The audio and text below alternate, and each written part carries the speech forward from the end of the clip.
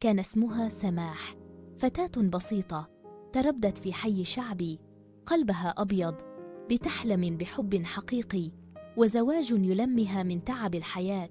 دخلت الجامعة وكان فيه شاب اسمه كريم، وسيم، لبق، كل البنات بتحبه، بس هو كان شايف سماح مختلفة.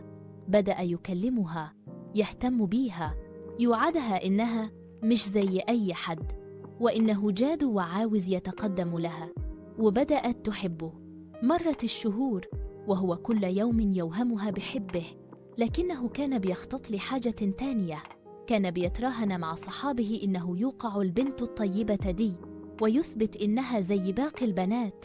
وفي يوم قالها: أنا عاوز أكلمك في موضوع مهم بعيد عن الناس في البيت، وأقسم لك ما هعمل حاجة، بس ما ينفعش حد يشوفنا، وسمعتك فوق أي حاجة. ترددت، لكنها صدقته، لأنه دايما كان بيتكلم باحترام قدامها. واتفقوا على الساعة 6 المغرب. لكن في اللحظة دي أخته الصغيرة رونا اللي عمرها 16 سنة كانت شايفة موبايله وشافت الرسائل واستغربت. كلمت والدتها وقالت: ماما، كريم كاتب لبنت تيجي البيت والبيت فاضي. الأم خافت وقالت لرنا: روحي بسرعة قولي له أبوك حصله حادث، وادخلي على البيت شوفي إيه بيحصل. رنا ركبت تاكسي ووصلت قبل سماح ب10 دقائق. دخلت الشقة، لقت أصدقاء كريم قاعدين والجو مريب جدا. قالت لهم بصوت عالي: كريم أبوك في المستشفى.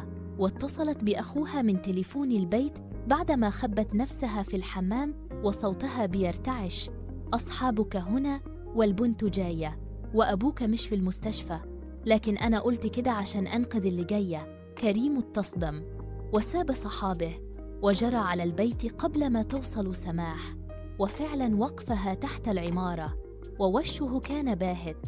قالها: أرجعي، انسي إني في يوم قلت بحبك، أنا كنت كذاب، بس ربناك أنقذك.